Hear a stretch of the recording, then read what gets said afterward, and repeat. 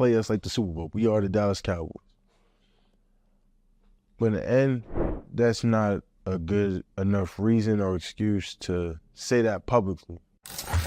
You should never go into a game like I'm tired, like I'm ready to go home. Because that's exactly what's going to happen, and it did happen.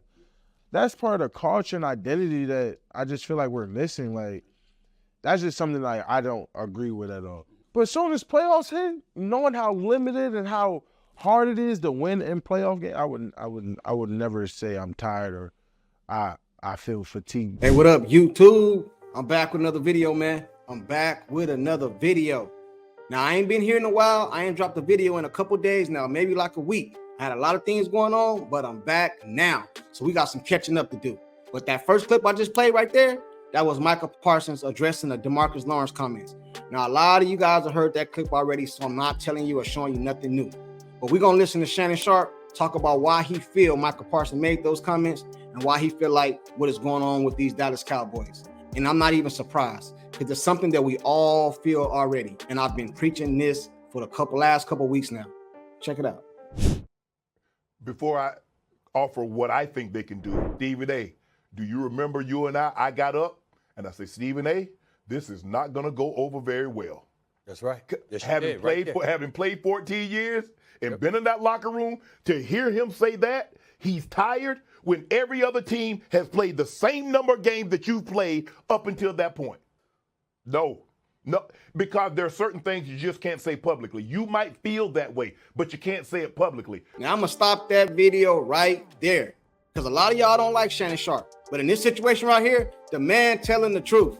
Certain things you just can't say. You might have been tired. Your legs might have been tired. You might have been mentally fatigued, but you just can't say that. And matter of fact, ain't no excuses. Green Bay, mollywop y'all. They played the same amount of games. But we're going to listen to Shannon Sharpe talk about what's wrong with the Dallas Cowboys and how you fix it. Check it out. The problem that they have is something that's beyond repair, that's beyond fixing, and that's Jerry Jones. Jerry Jones created the culture. He created it. So this is what you get right now. You get guys making excuses, and the Cowboys have had the better team a number of years in the postseason, but they lose even at home. But this is a Jerry Jones, and it's something that they can't overcome because the coaches can't coach because Jerry is the coach. And whatever Mike McCarthy says, whatever the D coordinator says, they can go upstairs to Jerry and override because he's emasculated the head coach. The coach is a coach in theory, in title only. Jerry is the coach. He's the offensive coordinator, the defensive coordinator, the position coach, because this is what he's allowed to happen. When Jimmy was there, you actually think somebody would have ever uttered, I'm tired? Absolutely not. The problem is that Jerry has allowed this to happen, go on for far too long. I'm not excusing the players because at the end of the day, you're responsible for what happens on that field. But Jerry has allowed this. He doesn't put a coach in place. He doesn't put people in place that can hold the players accountable. And what I've known is players, if you don't hold them accountable, more times than not, they're going to do what the Cowboys have been doing over the last 25 plus years. Now, what did Shannon Sharpe lie about in that segment? Not a goddamn thing. Everything he said, I agree with. YouTube and Cowboy Nation, put in the comment section what you disagree with what Shannon Sharpe just said. I've been saying it, and a lot of us been saying it for years. Jerry Jones, what's wrong with the culture of this team? He the head coach. He the offensive coordinator. He the defensive coordinator. Hell, he the equipment manager. Nah, CD, you ain't wearing that number. You wearing this one. Jerry Jones runs everything. He emasculates his coaches, and I've been saying it for years. I've been saying it. Now, in this next clip, I'm going to play somebody that y'all don't like, and I really don't deal with neither. But over here on this channel, I like to say facts over feelings. And if the dude is spitting facts, I got to agree with it. Check it out.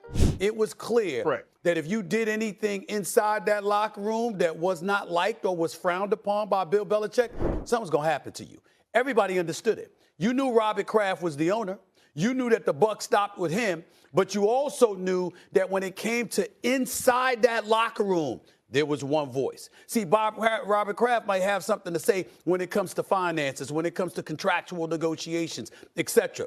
But the football portion of it, inside that locker room, how you walked, how you talked, how you act, how you chirped, what you said to the media, what you didn't say to the media, how you conducted yourself, Oh, no, that was one voice right there. That was one. Yeah, and that person was Bill Belichick.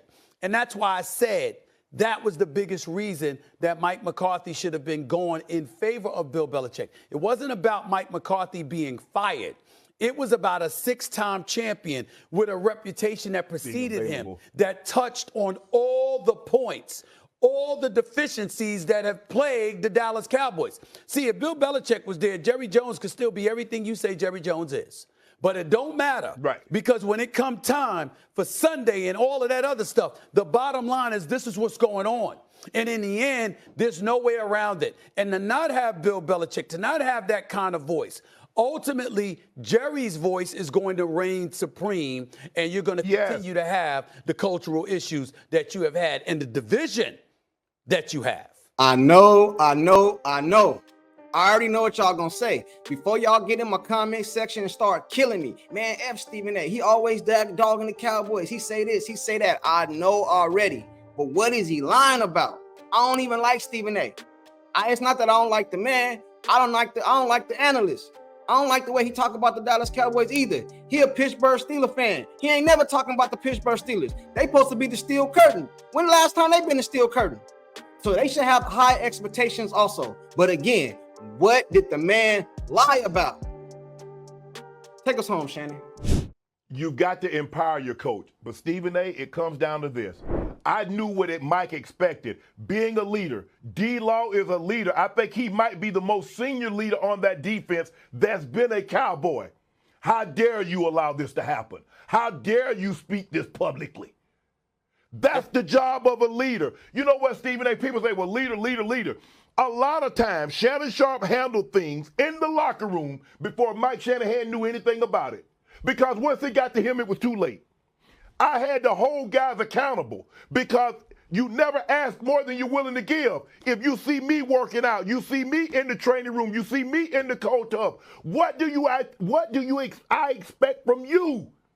And for him, how do you let your legs get tired? Okay, train your eating, differentiate your eating habits. Get in the cold tub, get massages. But you can't.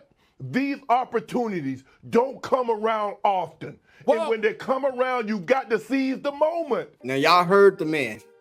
Y'all heard the man talk. Shannon Sharpe, Hall of Famer, and he got a couple of them things. Shannon Sharpe got a couple of them things, gold jacket wearing. Now, a lot of y'all gonna say Shannon Sharpe is a hater. Now, in my opinion, Stephen A. Smith, straight hater when it comes to the Dallas Cowboys. But Shannon Sharpe, I don't really look at him as like a big Cowboy hater. I think he don't go into detail and criticize other teams like he do the Cowboys. I do agree with y'all on that. And sometimes he just be overboard with it. But in this clip right here, what did he lie about? Let's not talk about what he said last week or last year. What did he say in this clip? What don't y'all agree with? Because I agree with everything he said. Now, in fairness to Jerry Jones, he did say he's going all in this year, which a lot of us are still waiting to see. But it's been news that Jimmy Johnson is coming back to the locker room, so that should change and help a few things out. So right now, Jerry Jones might be on the right path to that all in. So, but I got to see it. And a lot of you Cowboy Nation, you know Jerry Jones been saying things for years. We need to see it. We need to see it.